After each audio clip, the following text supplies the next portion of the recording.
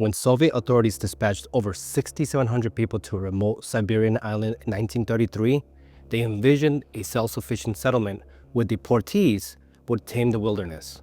Instead, Nazino Island became a frozen graveyard of mass graves and imaginable horror.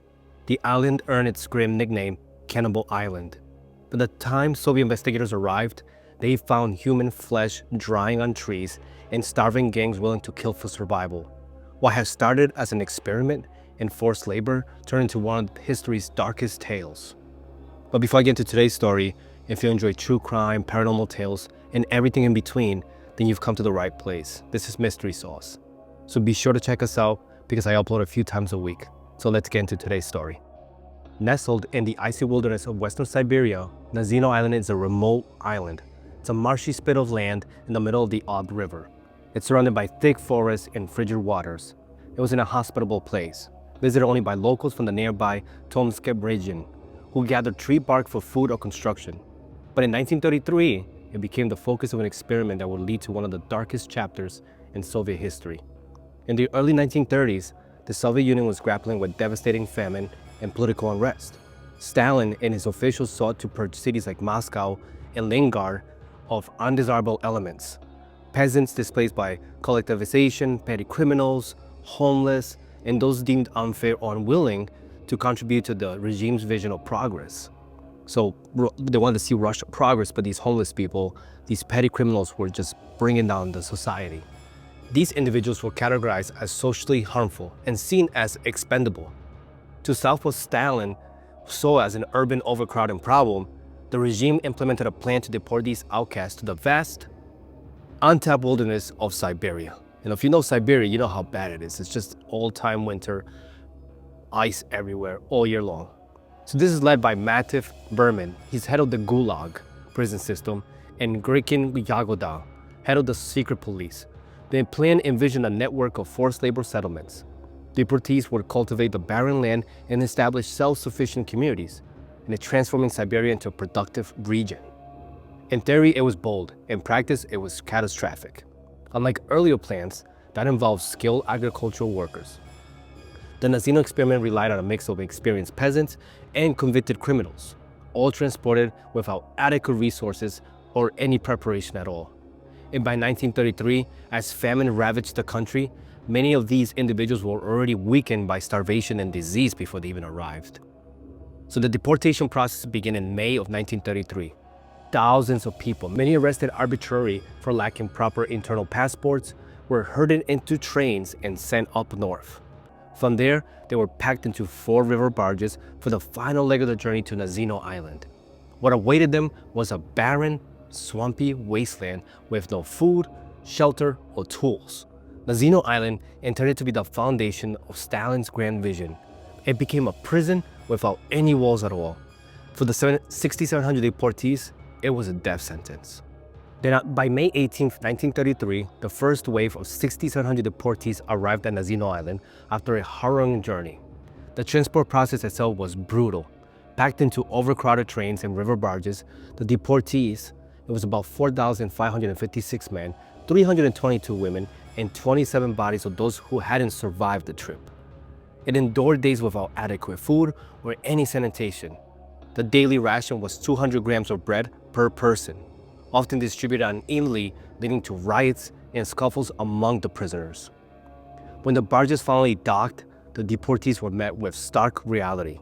The island was an uninhabitable swamp. There was no shelter, no infrastructure, and no tools to cultivate the land as intended. The guards who escorted into the island were poorly equipped themselves.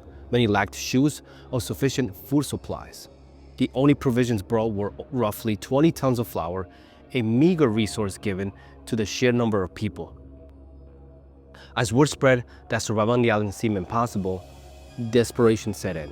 Some tried to escape by constructing makeshift rafts. These flimsy crafts often capsized under the weight of passengers, leaving escapees floundering in the icy water. Guards on the riverbanks picked off survivors with gunfire, shooting anyone attempted to swim to safety. Those who managed to reach the riverbanks alive were hunted down and executed right on sight. For those who remained on the island, survival became a battle against each other.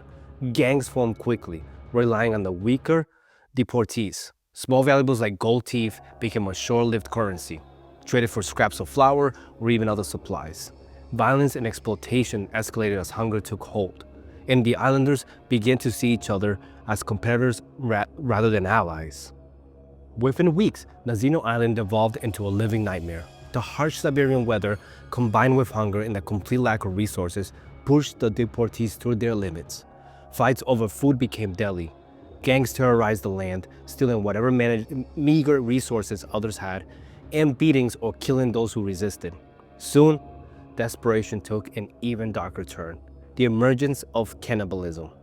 Reports from survivors and later investigators described the islands as descending into sheer horror. Witnesses recounted how gangs would target the weakest deportees, those too ill or starving to defend themselves. These victims were often killed outright or mutilated alive for their flesh. A young woman was tied to a tree, and starving men carved pieces of flesh from her body while she screamed, eventually leaving her to die on the tree. Human organs became a grotesque source of sustenance. Strips of flesh were hung from trees to dry, a macabre mimicry of food preservation techniques. And some survivors reported gangs using sticks as makeshift skewers to roast chunks of flesh over fires, while others scavenged the corpses of the dead, cutting away whatever remained edible. Even the guards stationed on the riverbanks were powerless or unwillingly to intervene. Now, doctors were sent to the island to assess the situation. They were horrified, and they fled after witnessing the carnage on the island. They described over 70 singles in a single day, with bodies showing clear signs of cannibalism. In less than 3 months, at least 4,000 deportees had died or disappeared completely. By late summer 1933, Soviet authorities could no longer ignore the catastrophic failure of their experiment on Nazino Island. Reports from surviving deportees and horrified witnesses painted a gruesome picture of what had transpired. Investigators arriving at the scene found human remains scattered all across the island. Some burned, others with flesh stripped from their bones. Over 31 mass graves containing more than 70 corpses were discovered, many showing unmistakably signs of cannibalism. Fewer than 2,000 deportees survived the ordeal, and even those who made it off the island were not spared. Many succumbed to starvation, disease, or even injuries, while being relocated to smaller settlements across Siberia. Survivors recounted tales of unimaginable violence, people being murdered for their flesh, gangs raiding weaker groups, and individuals being mutilated alive for food. One survivor recalled how the cannibal gangs preferred to target dying individuals, carving flesh from their bodies while they were still breathing. Another survivor, who was transferred to a different camp, reported that her calves had been completely cut off and consumed by the others on the island, yet she survived and was able to walk away. The authorities acted swiftly to cover up the disaster. Vasily Velchenko, an official tasked with investigating the events, sent a detailed report to Stalin and the government. The report described the horrifying conditions, rampant cannibalism, and the failure of the deportation plan. Stalin immediately classified everything.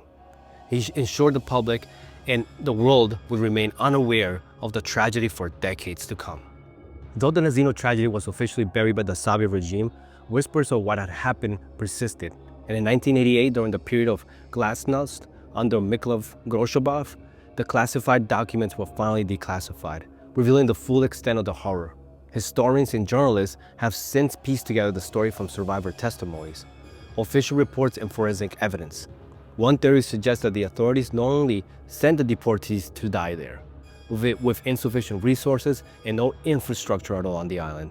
It's argued that Stalin's regime viewed these individuals as expendable, a brutal attempt to rid urban centers of so-called undesirables.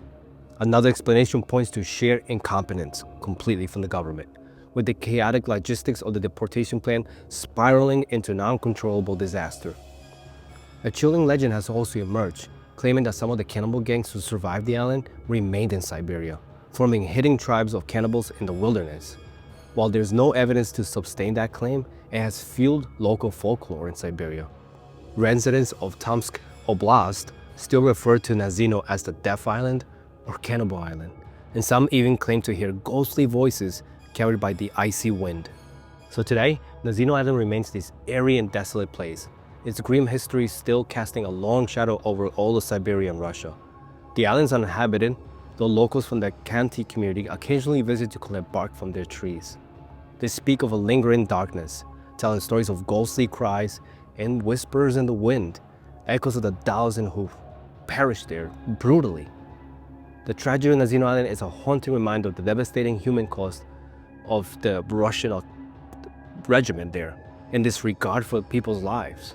While the full truth of what happened remained hidden for decades, its revelation underscores the fragility of humanity when pushed to its absolute limits.